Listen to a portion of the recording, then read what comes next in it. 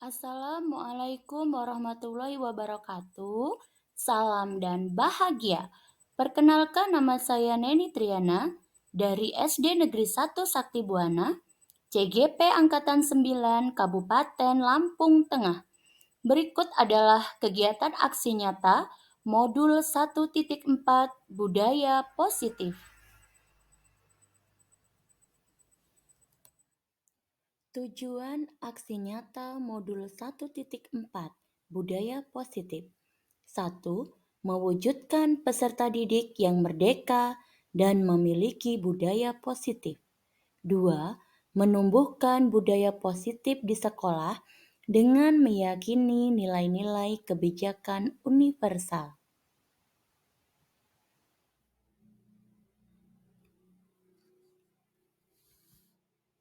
Tolak ukur.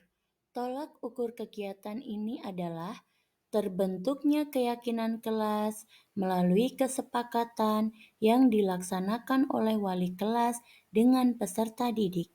2. Peserta didik dapat mengimplementasikan keyakinan kelas yang telah disepakati. Rancangan tindakan aksi nyata. Langkah-langkah kegiatan. 1.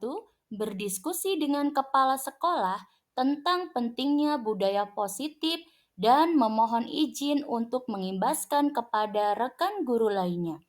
2. Melakukan pengimbasan budaya positif kepada rekan guru. 3. Menerapkan konsep-konsep keyakinan kelas bersama peserta didik. 4. Merefleksi dan mengevaluasi kegiatan aksi nyata.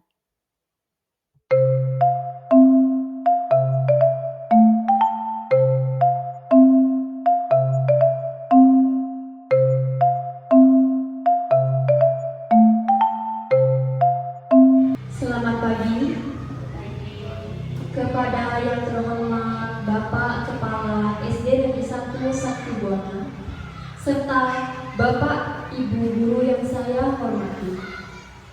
Puji syukur kita panjatkan kepada Tuhan Yang Maha Esa karena atas karunia Beliau kita dapat berkumpul di ruangan ini dalam keadaan sehat untuk pelaksanaan desiminasi Modul 1.4 Pendidikan Guru Penggerak Angkatan 9. Acara yang pertama, pembukaan. Marilah kita buka dengan doa bersama. Doa bersama akan dipimpin oleh Bapak Made Wicaksana. Bapak Ibu dimohon untuk berdiri.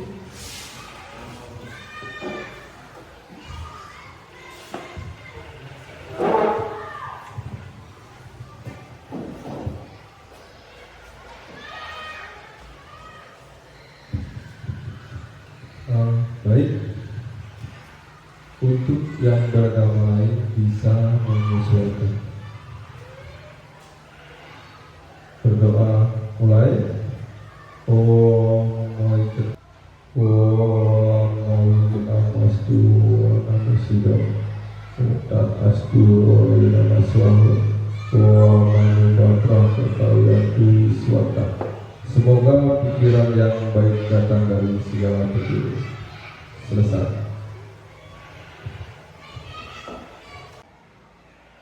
Bapak Ibu dimohon duduk kembali. Acara kedua, menyanyikan lagu Indonesia Raya. Kepada Ibu Ketut Purwati dipersilakan. Bapak Ibu dimohon berdiri.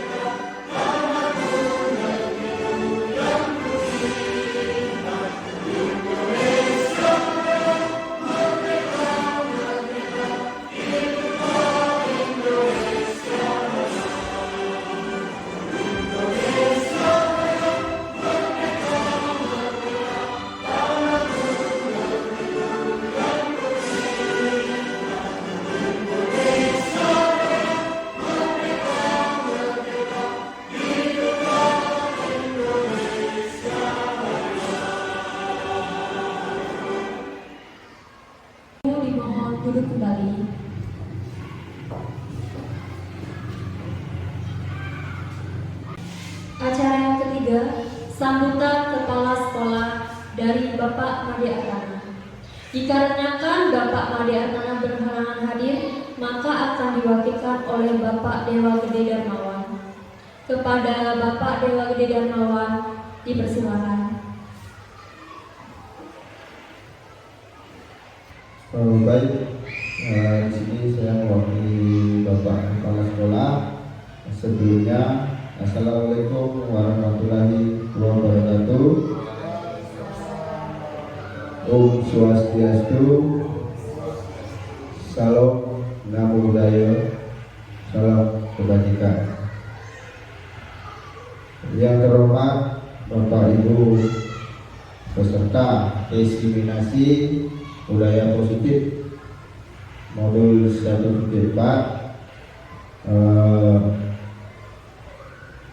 pendidikan guru penggerak yang kami hormati para hadirin yang hadir di ruangan ini dalam acara kegiatan diseminasi pendidikan guru penggerak. Pertama-tama marilah kita panjatkan puji syukur kita kehadapan Tuhan Yang Maha Esa, yang mana di pagi hari ini kita masih diberi kesehatan, diberi kesempatan, kita bisa berkumpul di ruangan ini dalam keadaan sehat tanpa kekurangan satu apapun. Baiklah Bapak Ibu sekalian, di sini saya mewakili Bapak Kepala Sekolah ingin menyampaikan tidak banyak, hanya pesan dari Bapak Kepala Sekolah, yang mana kegiatan diseminasi ini pendidikan guru penggerak semoga bisa berjalan dengan baik, lancar, tanpa kekurangan satu apapun. Bapak Ibu sekalian, sebelumnya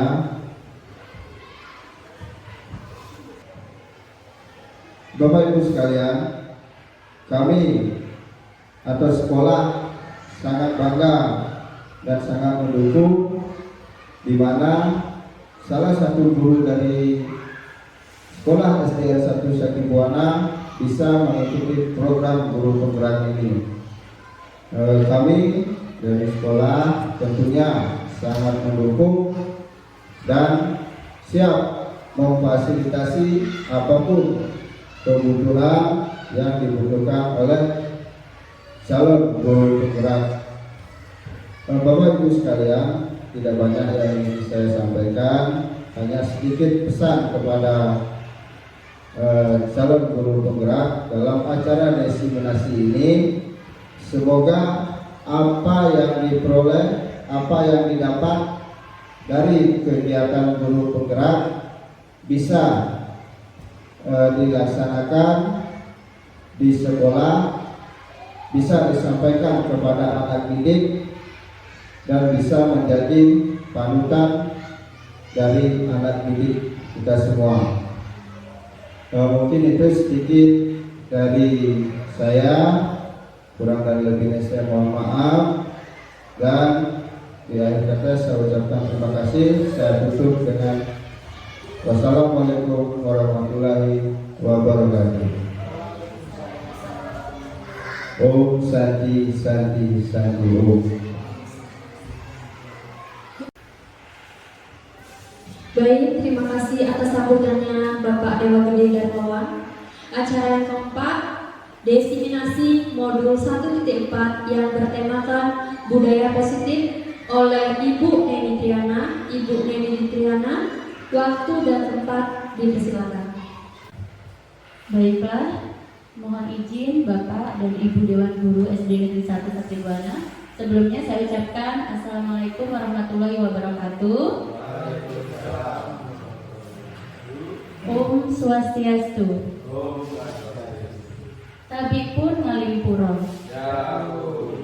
Baiklah, terima kasih sebelumnya untuk Bapak dan Ibu Guru SD Negeri 1 Sakibuana karena sudah memberi saya kesempatan pada hari ini untuk melaksanakan diseminasi budaya positif yang sudah saya peroleh dari pendidikan guru penggerak angkatan 9. Budaya positif.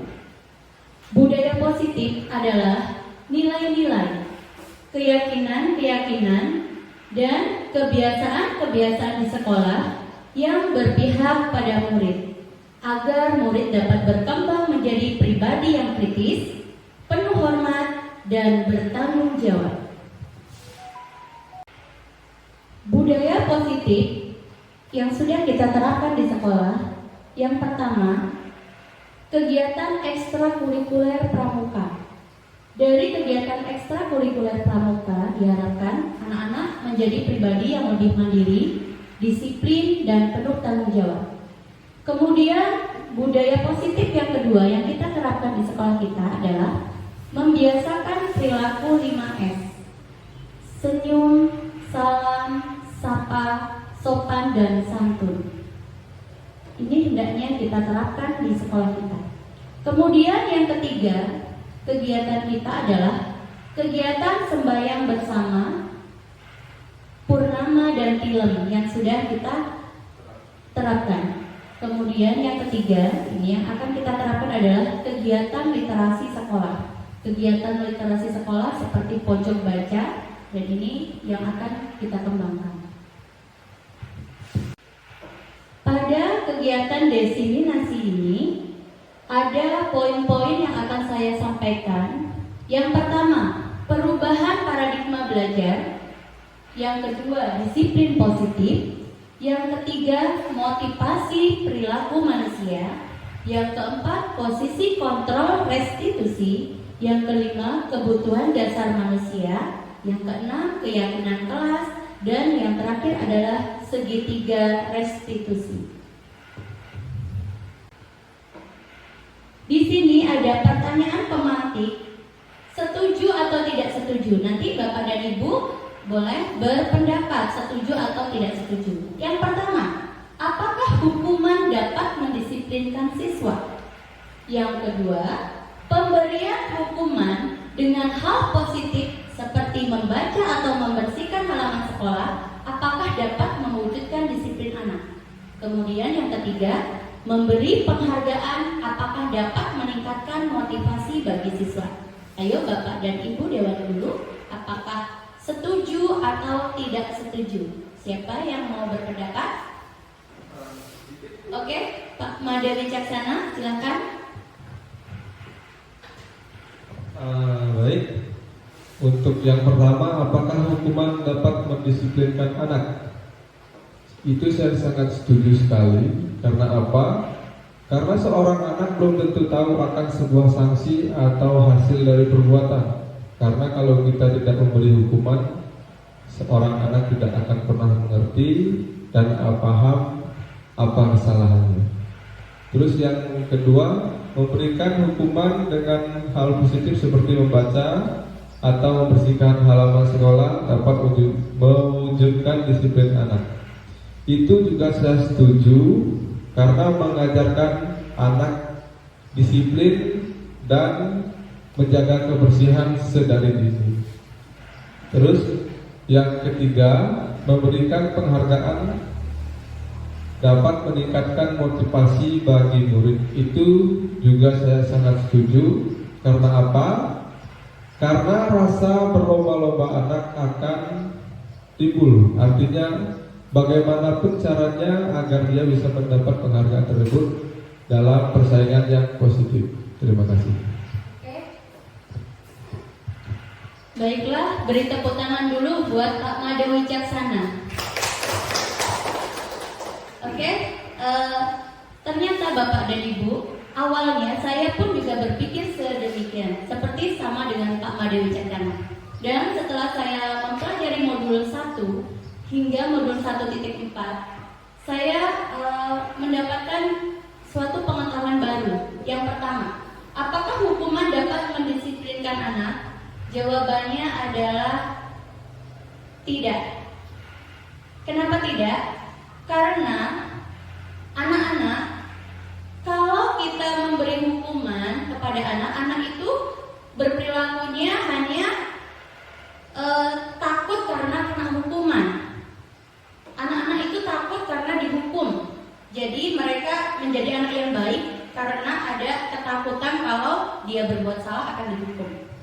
Itu yang pertama. Kemudian yang kedua, pemberian hukuman dengan hal positif seperti membaca atau membersihkan halaman sekolah dapat mewujudkan disiplin anak. Ini juga kurang tepat Bapak dan Ibu, karena hukuman, meskipun hukuman itu berupa hal positif seperti membaca, membersihkan halaman sekolah, itu memang dapat mewujudkan disiplin anak, tetapi hanya skala waktunya hanya sebentar saja. Untuk kemudian hari mereka pasti akan membuat kesalahan lagi. Kemudian yang ketiga, memberi penghargaan dapat meningkatkan motivasi bagi siswa. Ini juga pemikiran yang kurang tepat. Karena apa? Karena memberi penghargaan pada murid memang akan termotivasi, tetapi dia akan tidak termotivasi lagi ketika seorang guru itu tidak memberi penghargaan lagi, tidak memberi reward lagi. Mereka tidak akan termotivasi lagi. Nah, seperti itu. Jadi yang tepat itu adalah kita memberi keyakinan kepada anak supaya anak-anak didik kita itu berperilaku baik berdasarkan keyakinan mereka. Jadi bukan karena takut akan hukuman, bukan karena adanya hadiah, tetapi mereka yakin dan timbul dari hatinya sendiri, mereka akan mengikuti budaya-budaya positif. Inilah yang dimaksud dengan budaya positif. Perubahan paradigma belajar. Bapak dan Ibu, perubahan paradigma pembelajaran yaitu terjadi pada pembelajaran yang berfokus pada guru menjadi pembelajaran yang berfokus pada siswa. Kalau dulu kita memberikan pembelajaran kepada anak, rata-rata hanya kita memberikan ceramah dan anak yang mendengarkan. Tetapi dengan perubahan paradigma belajar ini, pendidikan kita ubah berpusat kepada siswa. Jadi seorang guru itu bertindak sebagai fasilitator dan tetap menuntun anak. Anak diberi kemerdekaan belajar, tetapi kita harus tetap menuntunnya. Inilah yang dimaksud dengan perubahan paradigma belajar. Yang tadinya berpusat kepada guru, sekarang berubah menjadi berpusat kepada siswa. Perubahan paradigma teori kontrol atau teori pilihan ilusi kontrol. Jadi Bapak dan Ibu, yang pertama, ilusi bahwa guru mengontrol murid. Guru mengontrol murid itu hanya ilusi. Jadi sebenarnya kita itu tidak bisa mengontrol murid. Yang kedua, ilusi bahwa kritik dan membuat orang merasa bersalah dapat menguatkan karakter. Ketika anak ada yang salah perilakunya, kemudian kita kuatkan dengan karakter-karakter, ternyata itu juga hanya sebuah ilusi. Kemudian yang ketiga, semua penguatan positif, efektif dan bermanfaat. Kita memberi penguatan positif, seumpama anak-anak jangan seperti itu, jangan datang terlambat ke sekolah. Nah, itu juga hanya sebuah ilusi. Kemudian ilusi yang berikutnya adalah orang dewasa memiliki hak untuk memaksa. Jadi ini adalah ilusi juga. Sebenarnya siswa itu bisa berubah hanya dengan keyakinan mereka sendiri. Untuk itu, seorang guru tugasnya adalah membentuk keyakinan kepada siswa supaya siswa itu mempunyai kontrol untuk dirinya sendiri untuk menjadi pribadi yang lebih baik lagi. Oke, sekarang kita memasuki teori stimulus respon. Siapa sesungguhnya yang memiliki kontrol kepada diri kita? Yang pertama, kita mencoba mengubah orang agar berpandangan sama seperti kita. Itu tidak bisa kita lakukan. Contoh, seumpama kita dengan anak didik kita suruh untuk belajar dengan baik, tidak berisik gitu. Sebenarnya itu hanyalah stimulus respon. Dan yang benar adalah kita berusaha memahami pandangan orang lain tentang dunia. Jadi kita itu memberi pemahaman kepada anak. Jadi kita tidak menyuruh, tetapi kita memberi pandangan kepada anak. Anak-anak, coba kalian pikir masa depan itu penting gak sih buat kamu? Kalau sesuatu penting, Bu. Kalau masa depan penting gimana? Apakah kamu ingin menjadi orang sukses? Oh iya, Bu, saya ingin jadi orang sukses. Kalau begitu, kamu harus merubah pandanganmu dari yang awalnya malas belajar menjadi semangat belajar, seperti itu. Kemudian yang kedua, perilaku buruk dilihat dari suatu kesalahan. Jadi, seumpama ada siswa kita yang berperilaku menyimpang, itu sebenarnya bukan untuk suatu kesalahan.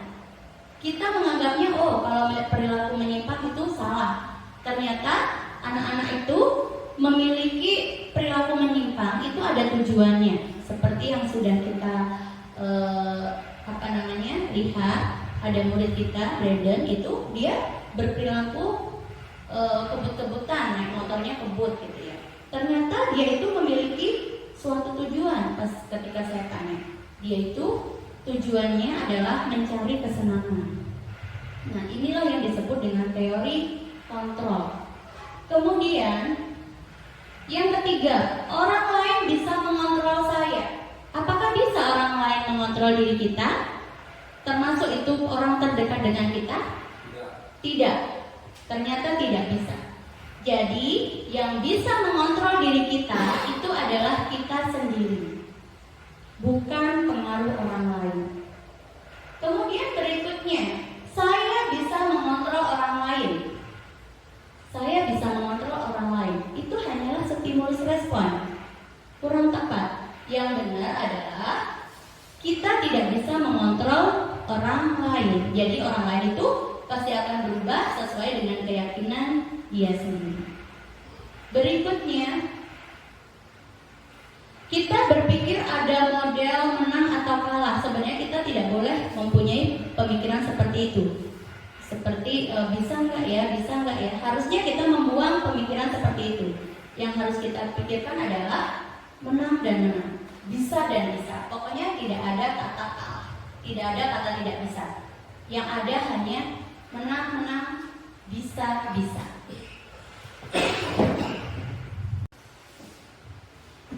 Berikutnya yang kedua adalah disiplin positif. Disiplin berasal dari bahasa Latin yang artinya belajar. Kemudian disiplin membuat orang menggali potensinya menuju sebuah tujuan yang dia hargai. Namun dalam budaya kita, makna kata disiplin telah berubah menjadi sesuatu yang dilakukan seseorang pada orang lain untuk mendapatkan kepatuhan. Jadi kita memaknai disiplin itu sebagai sebuah kepatuhan. Berikutnya, disiplin positif. Disiplin positif adalah suatu pendekatan untuk menerapkan disiplin dari diri anak tanpa hukuman dan hadiah.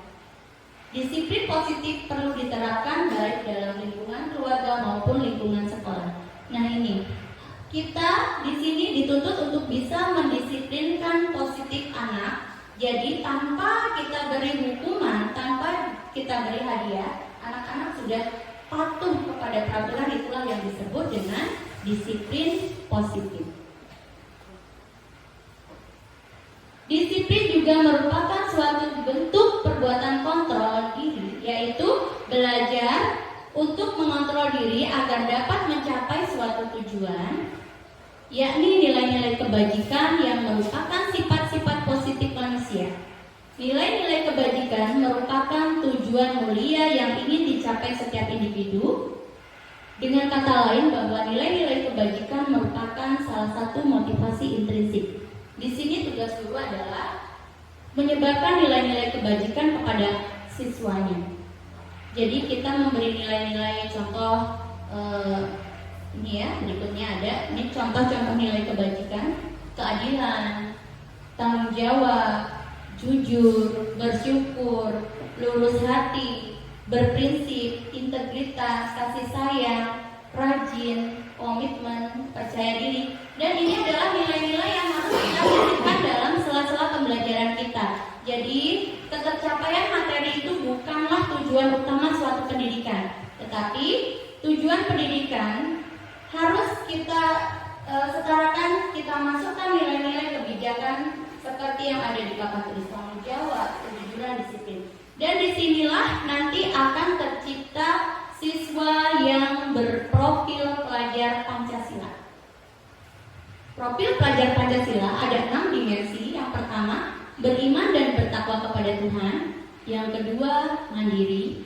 Yang ketiga, bernalar kritis, berkebinekaan global, gotong royong, dan kreatif. Yang ketiga, motivasi perilaku manusia. Jadi, Bapak dan Ibu, dari modul 1.4 saya belajar tentang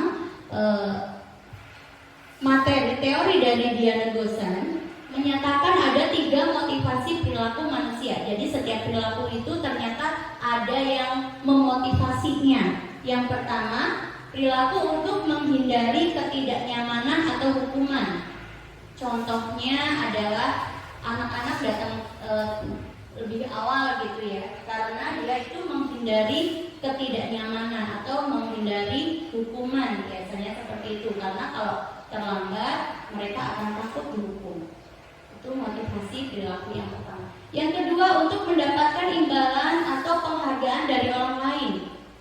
Contohnya, anak itu menghafal rajin ketika ada imbalan atau penghargaan dari orang lain, tapi ketika tidak ada imbalan mereka akan bermalasan.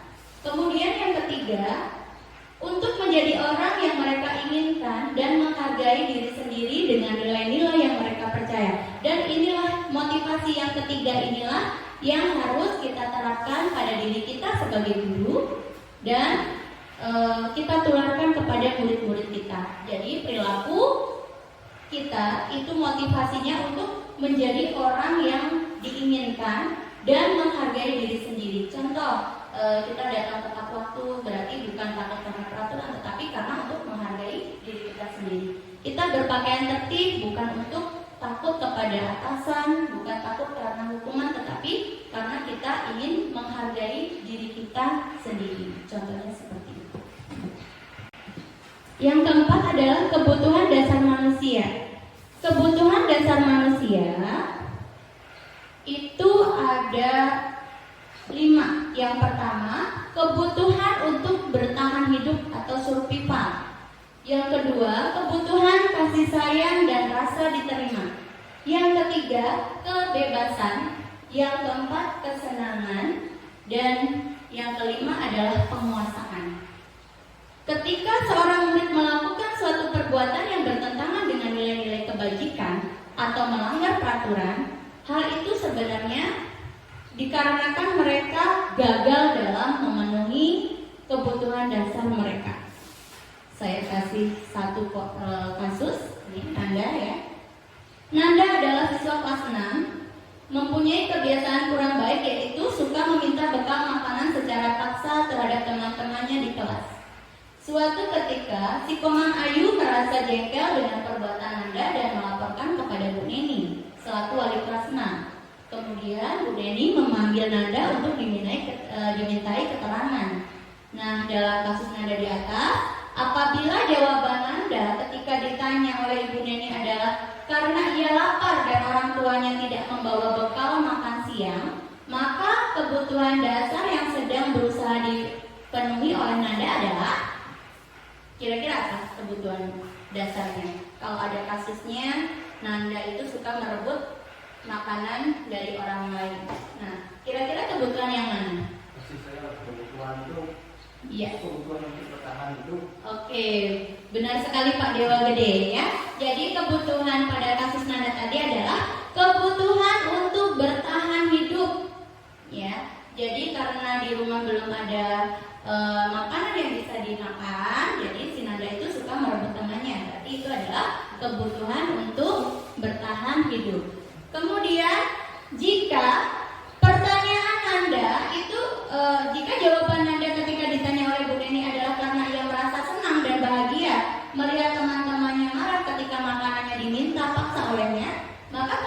dasar apa yang perlu dipenuhi oleh Nanda?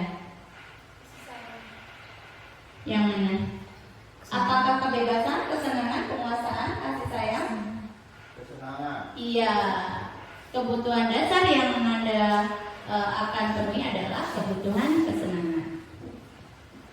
Baiklah Bapak Ibu, untuk supaya kita lebih semangat lagi, supaya kita lebih fokus lagi, sepertinya Bapak dan Ibu sudah mulai lemas. Kita ice breaking dulu ya. Bapak dan Ibu silakan berdiri mengikuti, kita mau bernyanyi dan bergerak supaya kita segar kembali. Ayo Bapak dan Ibu silakan berdiri.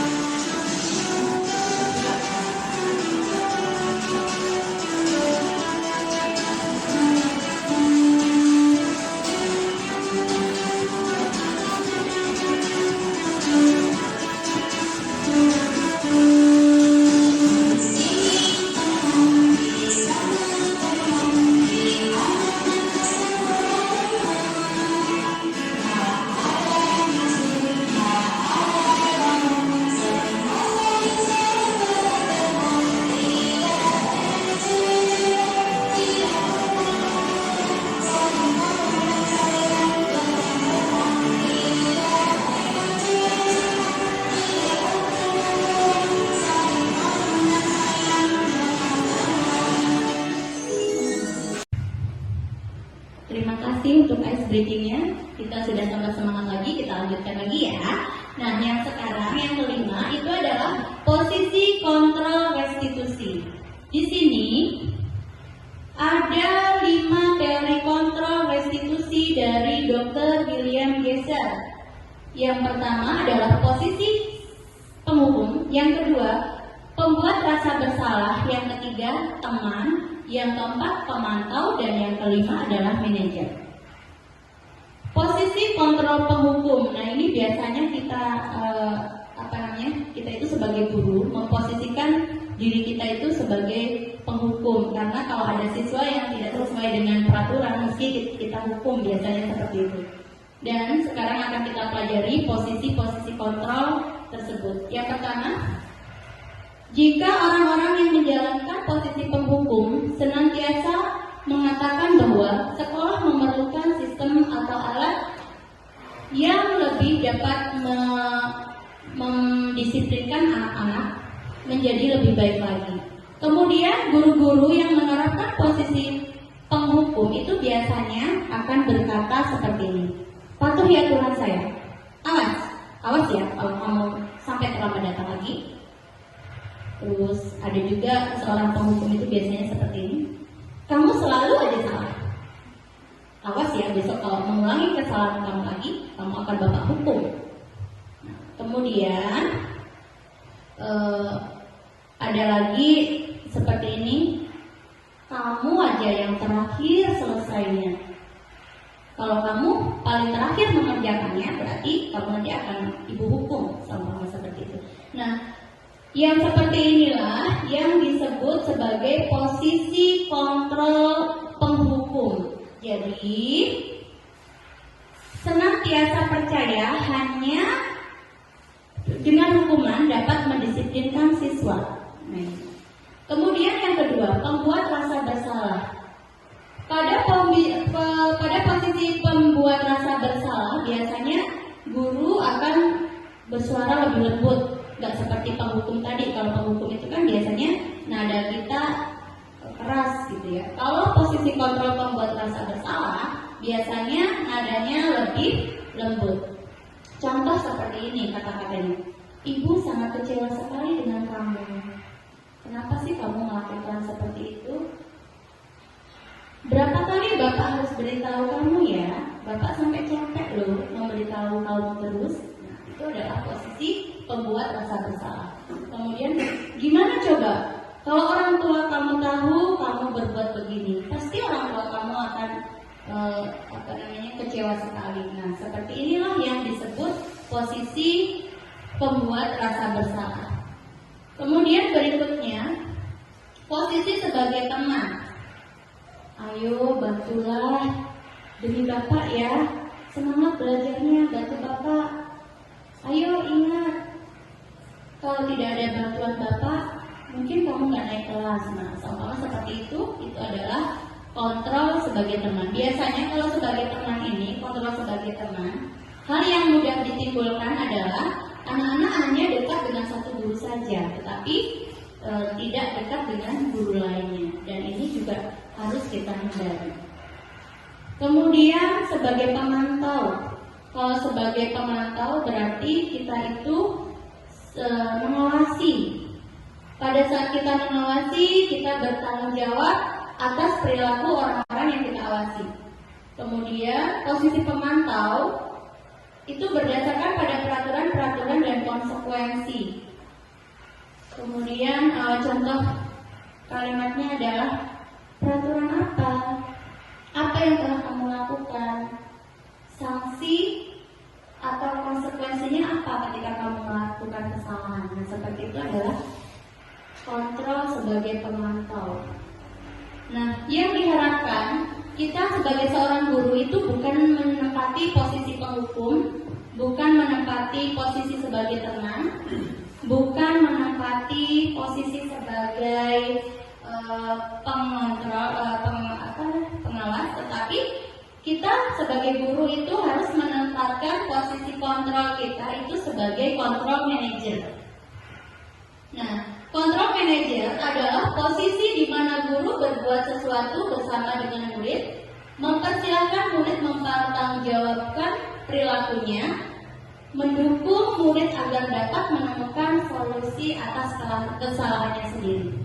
Contoh, seumpama kita tadi, Nanda tadi kasus kita yang kita ambil, si Nanda tadi sudah merebut makanan punya Omang Ayu seumpama. Terus kita itu tidak boleh langsung, kamu salah Nanda, kamu sudah mengambil makanan punya temanmu. Kalau begitu, kamu akan Bapak hukum membersihkan lingkungan kelas.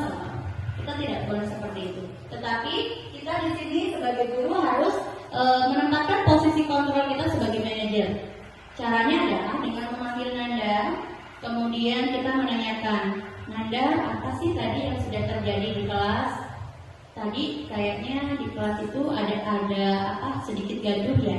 Terus nanti pasti dia jawab, iya Bu, saya sudah merebut makanan Omang Ayu. Terus kita meyakinkan dia, apakah kamu merebut makanan Ayu itu sesuai dengan keyakinan kelas kita? Tidak Bu, Ibu pernah loh seperti kamu, Ibu meminta bekal makanan punya teman dan ternyata teman Ibu di situ menangis. Terus yang harus kita lakukan saat itu adalah kita seumpama kita memang lapar, kita memintanya dengan baik-baik. Terus dia bilang, iya Bu. Nah, dari situ kita mempersilakan Anda untuk mempertanggungjawabkan perilakunya. Kamu tahu kan, kamu sekarang sadar kan kalau hal seperti itu salah? Pasti dia jawabnya, iya Bu, saya salah Bu. Kalau kamu merasa salah, berarti untuk kedepannya apa yang harus kamu lakukan? Nah, seperti itulah yang disebut dengan posisi kontrol sebagai manajer. Kemudian berikutnya adalah keyakinan kelas. Nah, keyakinan kelas ini harus kita buat dalam kelas kita masing-masing. Contoh yang di sana itu ada yang sudah dibuat oleh kelas 6, yang tadinya itu peraturan kelas diubah menjadi sebuah keyakinan kelas. Karena kalau keyakinan itu pasti akan didasari dari hati. Kalau peraturan, mereka akan patuh, mereka akan takut ketika melanggar peraturan. ucapi dalam hati. Contoh peraturan kelas 6 yang pertama, dilarang datang terlambat. Itu diganti menjadi keyakinan kelas yang bunyinya disiplin saat belajar. Tidak terlambat berarti disiplin saat belajar. Kemudian yang kedua, dilarang mengejek teman. Biasanya anak-anak itu banyak sekali yang mengejek temannya dengan sebutan nama orang tua dan lain sebagainya. Kita ganti dilarang mengejek teman menjadi saling menghormati, saling menyayangi. Nah, seperti itu. Kemudian yang ketiga, dilarang ribut saat belajar. Jadi kalau peraturan itu biasanya dilarang. Dan dilarang itu kan hal negatif. Makanya kita ubah menjadi keyakinan kelas, diubah dari kata-kata negatif menjadi kata-kata positif. Dilarang ribut di dalam kelas berarti kita ganti menjadi disiplin saat belajar, seperti itu. Kemudian dilarang membuang sampah di laci, berarti kita ubah menjadi menjaga kebersihan. Seperti inilah yang dimaksud dengan keyakinan kelas. Nah, langkah-langkah membuat keyakinan kelas yang pertama, menggali peraturan-peraturan yang telah disepakati. Jadi kita kemarin sudah membuat peraturan kelas, kita gali menjadi keyakinan yang kita sepakati. Yang kedua, mengubah peraturan-peraturan yang sudah dibuat dengan kalimat yang positif. Yang tadinya dilarang diubah menjadi kalimat yang positif. Kemudian yang ketiga, menyarikan peraturan yang sudah dibuat menjadi nilai-nilai kebajikan atau keyakinan. Jadi yang kita bikin di keyakinan kelas itu adalah nilai-nilai kebajikan. Disiplin, tepat waktu, saling menghormati, saling menyayangi. Nah, itu adalah nilai-nilai kebajikan. Kemudian kegiatan pendalaman keyakinan kelas. Setelah kita sudah berhasil menyusun keyakinan kelas, kita beri pendalaman kepada siswa, kita beri hal-hal atau edukasi kepada siswa. Setelah itu kita tanda tangani, setelah kita sepakati bersama, murid sepakat, guru sepakat, dan kita tanda tangani secara bersama. Berikutnya adalah segitiga restitusi. Segitiga restitusi itu adalah dialog yang dijalankan guru agar dapat memperbaiki kesalahan murid, sehingga mereka akan kembali pada kelompok mereka dengan karakter yang lebih kuat dan menjadikan murid menjadi pribadi yang mandiri dan bertanggung jawab. Penerapan segitiga restitusi dapat menumbuhkan disiplin positif pada murid. Jadi penerapan segitiga restitusi tadi seperti kasus Nanda tadi, Nanda kita panggil dulu, kita kasih pertanyaan yang menstabilkan identitas. Menstabilkan identitas itu adalah pertanyaan-pertanyaan yang gimana Nanda, apa yang terjadi? Menurutmu yang terjadi itu salah atau benar? Nah, seperti itu yang disebut dengan menstabilkan identitas. Jadi menstabilkan identitas itu adalah pertanyaan yang berdasarkan prinsip melakukan kesalahan adalah proses dari pembelajaran. Jadi kesalahan itu adalah proses dari pembelajaran. Yang kedua, validasi tindakan yang salah. Itu adalah pertanyaan berdasarkan prinsip setiap perilaku itu berupaya memenuhi kebutuhan dasar. Oh iya, ibu dulu juga lapar, ibu makanya meminta bekal punya teman ibu. Berarti setiap perilaku itu adalah sebenarnya untuk memenuhi kebutuhan dasar. Kemudian menanyakan keyakinan. Jadi setelah kita gali pertanyaan dari menstabilkan identitas, validasi tindakan yang salah, kita harus menanyakan keyakinan. Apakah kami yakin kalau perbuatan itu salah? Iya Bu, seumpama seperti itu. Kalau kami yakin, berarti untuk kedepannya apa yang perilaku yang harus kamu lakukan supaya tidak terulang lagi, seumpama seperti itu. Nah, demikian Bapak Ibu kegiatan diseminasi yang sudah saya peroleh dari pendidikan guru penggerak ini. Semoga kita bisa menjadi guru yang terbaik, yang mampu menuntun siswa ke arah kebaikan demi masa depan bangsa dan negara. Karena jika guru bergerak, Indonesia akan maju. Terima kasih. Wassalamualaikum warahmatullahi wabarakatuh. Om Santi Santi Santi Om.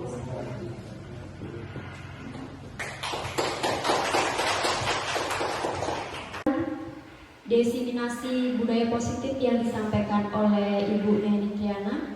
Acara yang terakhir yaitu penutupan. Marilah kita tutup dengan doa Paramasati.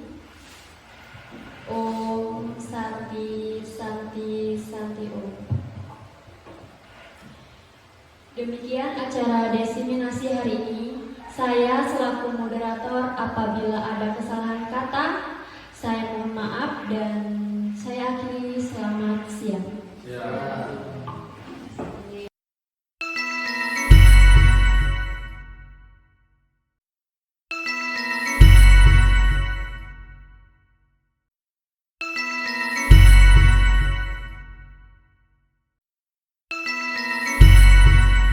Pagi anak-anak. Pagi.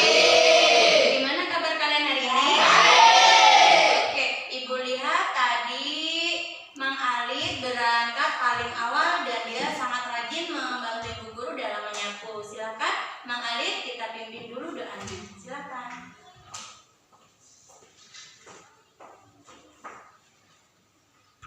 Siap, gerak. Mari teman-teman kita berdoa sebelum belajar. Berdoa mulai. Om Narayana Saraswati Jayunama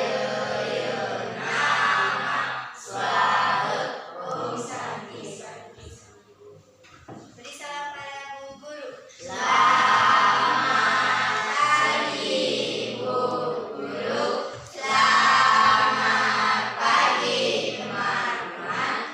Iya, selamat pagi anak-anak. Terima kasih Mang Alif.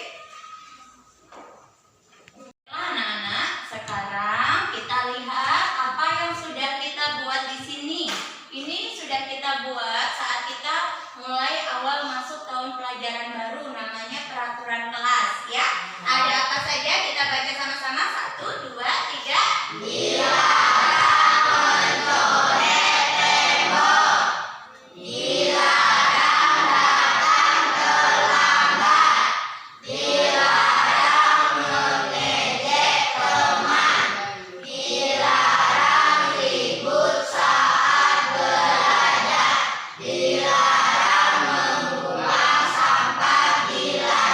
Oke, baiklah. Itu adalah peraturan kelas yang sudah kita bikin bersama, ya.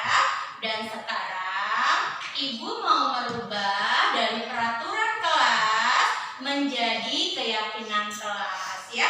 Di sini kita sama-sama kita sepakati keyakinan kelas apa saja sih yang kita bisa ambil, ya.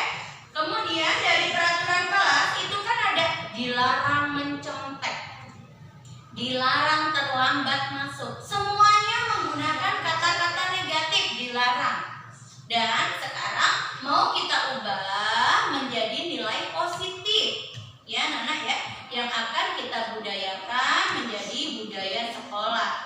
Ya, kita susun nilai kebajikan kita. Setelah itu kita tuangkan dalam keyakinan kelas kita. Baiklah Nana, sekarang kita belajar tentang keyakinan. Keyakinan itu apa sih? Nana, di sini Ibu mau tanya sama anak-anak. Apa sih yang dimaksud dengan keyakinan? Siapa yang bisa? Saya, Bu. Oke, Sayu silakan. Keyakinan adalah percaya kepada kebenaran. Pinter, beri tepuk tangan. Ada yang mau menambahkan keyakinan itu apa? Oh iya, gimana nih? Nilai kebaikan. Nilai kebaikan, beri tepuk tangan. Ya, baik sekalian anak, benar ya, benar. Keyakinan itu adalah nilai kebenaran, nilai kebaikan, itu sangat benar sekali. Ya. Kemudian, hari ini kita mau mengubah peraturan kelas menjadi keyakinan kelas. Sebelumnya, Ibu kasih contoh. Kalau kita mau pergi memakai motor, kira-kira kita harus memakai apa sayang? Helm. Kenapa? Yakin nggak kalian bahwa helm itu bisa menjaga keselamatan? Yakin? Yakin. Helm bisa menjaga keselamatan. Ya, makanya setiap orang nggak usah disuruh lagi, tetapi dia udah meyakini dalam hati kalau ketika naik motor harus memakai helm. Dan sekarang kita juga harus yakin pada peraturan kelas kita bikin Dilarang datang terlambat. Dilarang datang terlambat. Konotasinya masih negatif. Kalau seumpama nih kita buat seperti datang tepat waktu, kira-kira kedengarannya lebih enak apa tidak sayang? Lebih enak yang mana? Dilarang terlambat atau datang tepat waktu? Iya, datang tepat waktu. Nah, itu kita yakin kalau kita dengan datang tepat waktu, kita akan lebih menerima pelajaran dengan baik nantinya. Kemudian kita juga yakin kalau kita datang tepat waktu, kita akan lebih siap, lebih semangat dalam menghadapi pelajaran. Gitu ya. Baiklah anak-anak semua sudah tahu keyakinan itu akan menjadikan diri kita menjadi lebih baik, dan ibu akan membagi anak-anak sebuah kertas, nanti diskusikan dengan teman semeja kalian untuk merubah peraturan kelas yang sudah kita buat menjadi keyakinan kelas. Apakah anak-anak masih bersemangat?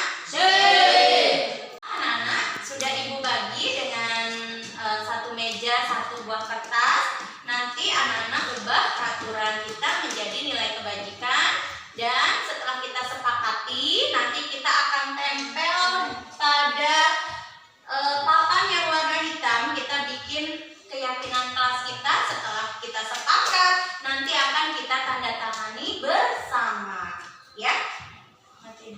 Datang terlambat kita ubah menjadi datang tepat waktu, dan nilai kebajikannya adalah disiplin. Kamu setuju, Farah? Setuju. Teman kita ubah menjadi saling menyayangi teman. Setuju kan Dewa? Setuju, ayo kita tulis. Ya. Dilarang ribut saat belajar, kita ubah menjadi disiplin saat belajar. Kamu setuju, Made? Setuju. Yuk kita tulis. Ya. Sampah dilatih, kita ubah menjadi menjaga kebersihan. Hai. Kamu setuju? Setuju. Ayo kita tulis. Nah, sudah selesai membuat keyakinan kelasnya? Sudah. Gimana? Nanti kita akan menempelnya ya. Kita akan tempel di depan pada kolom ini. Keyakinan kelas kita. Setuju? Mang Alit dan Made, silakan ditempel keyakinan kelasnya. Yuk, maju.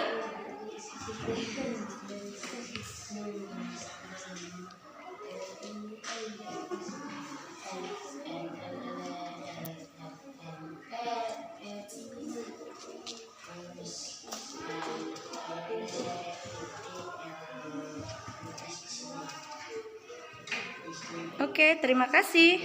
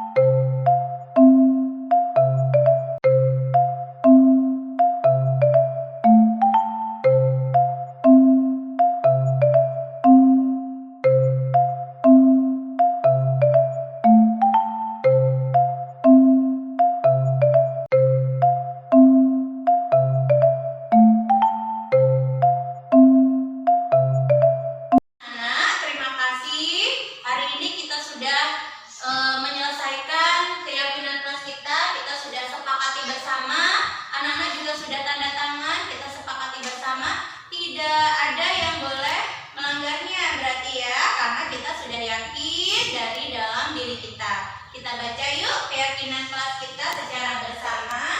Siap ya? Kita lihat di sini. Nomor 1, 1, 2, 3. Menjaga kebersihan, saling menyayangi teman, datang tepat waktu, disiplin saat berada, saling menghormati, disiplin. Oke, beri tepuk tangan buat kita semua.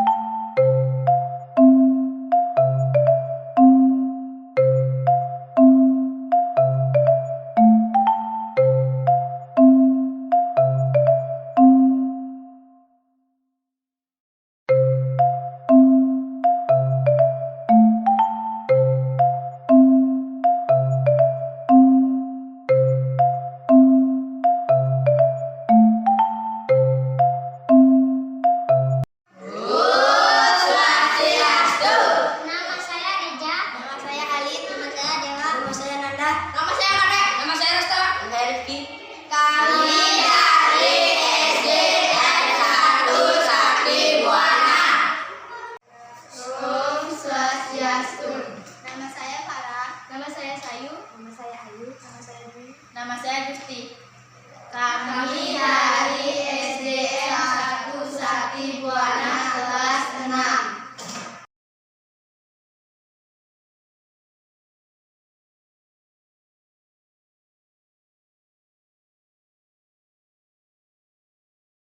Gimana perasaanmu setelah membuat keyakinan kelas? Senang, semangat, antusias, gembira, gembira, gembira. Bagaimana perasaan kamu saat membuat keyakinan kelas? Senang, bahagia, gembira, antusias, sangat antusias.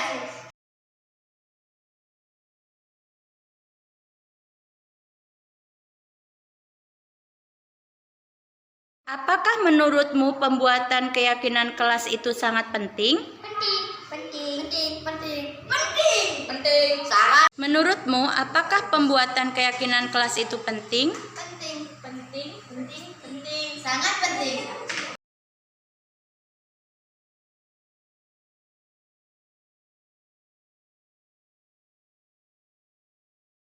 Menurutmu, mengapa pembuatan keyakinan kelas sangat penting dilakukan? Supaya lebih disiplin, supaya lebih tertib, supaya lebih baik, disiplin, disiplin, Supaya lebih baik, supaya teratur.